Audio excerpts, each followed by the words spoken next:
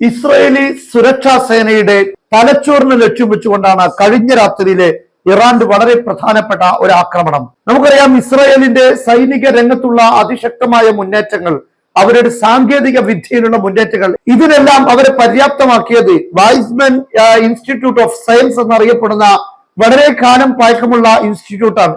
ഈ ലാബുകളിൽ വെച്ചാണ് ഇന്ന് ഇറാന്റെ ഓരോ ആളുകളെയും കൃത്യമായി ടാർഗറ്റ് ചെയ്യാനുള്ള AI സംവിധാനങ്ങളും അതുപോലുള്ള ആധുനിക സുരക്ഷാ സംവിധാനങ്ങളെല്ലാം ഇസ്രായേൽ വികസിപ്പിച്ചുകൊണ്ടിരിക്കുന്നത്.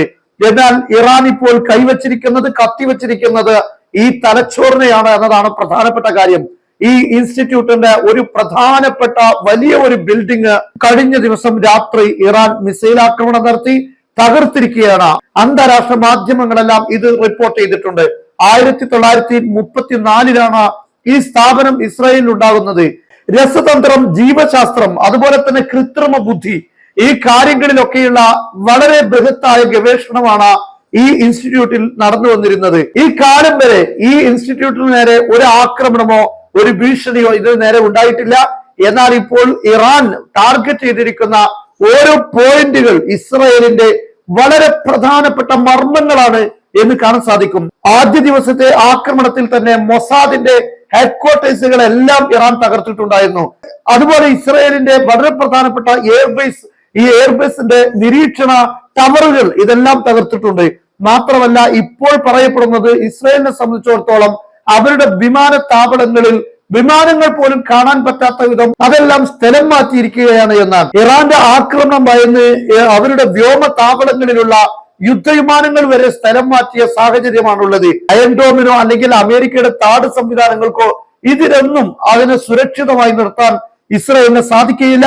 ഇസ്രായേലിൽ ഒരു പോയിന്റ് സ്ഥലം പോലും ഇറാന്റെ മിസൈലുകൾക്ക് മുന്നിൽ സുരക്ഷിതമല്ല എന്ന് ഇപ്പോൾ മനസ്സിലായി. അതേസമയത്ത് ഈ ഗസയിൽ നിന്ന് വരുന്നിരുന്ന ചെറിയ റോക്കറ്റുകൾ, ഈ റോക്കറ്റുകളെ കൃത്യമായി തടയാൻ അതിന് വലിയ സംവിധാനങ്ങളുടെ ഒന്നും ആവശ്യമില്ല. പക്ഷെ അത്തരം മിസൈലുകളെ തടയുന്നത് കണ്ട് ഇസ്രായേലിന്റെ പ്രതിരോധ സംവിധാനങ്ങളെ കുറിച്ച് കൂടുതൽ ചർച്ച ചെയ്തുവെങ്കിൽ ഇറാന്റെ മിസൈലുകൾക്ക് മുന്നിൽ ഈ പ്രതിരോധ സംവിധാനങ്ങൾ അമേരിക്കയുടെ താടടക്കം നിഷ്ക്രിയമാകുന്നതാണ് കണ്ടിരിക്കുന്നത്. അതേസമയം ഇസ്രായേൽ ഇറാനിനകത്തുള്ള ഇലക്ട്രോണിക്സ് ഉപകരണങ്ങൾ നിർമ്മിക്കുന്ന ഫാക്ടറികൾക്ക് നേരെയും ആക്രമണം നടത്തിയിട്ടുണ്ട്. വളരെ പ്രധാനപ്പെട്ട മറ്റൊരു കാര്യം, ഇന്ത്യയിലെ അദാനിയുടെ വളരെ പ്രധാനപ്പെട്ട ഇസ്രായേലിന്റെ ഹൈഫ തീരത്തുള്ള $4.5 ബില്യൺ വിലമതിക്കുന്ന കാർഗോ സംവിധാനങ്ങളും ഇറാൻ ആക്രമിച്ചു എന്നാണ് ഇപ്പോൾ കേൾക്കുന്നത്. എന്തായാലും ഇറാന്റെയും ഇസ്രായേലിന്റെയും തമ്മിലുള്ള ആക്രമണങ്ങൾ ഇൻഫ്രാസ്ട്രക്ചറുകൾ, അടിസ്ഥാന സൗകര്യങ്ങൾ, സാമ്പത്തിക സോഴ്സുകൾ, ഇങ്ങനെ തുടങ്ങി രണ്ട് രാഷ്ട്രങ്ങളെയും കൃത്യമായി തൂത്തെറിയുന്ന യുദ്ധമാണ് ഇപ്പോൾ നടന്നുകൊണ്ടിരിക്കുന്നത് എന്ന് ഇതിലൂടെ നമുക്ക് മനസ്സിലാക്കാൻ സാധിക്കും.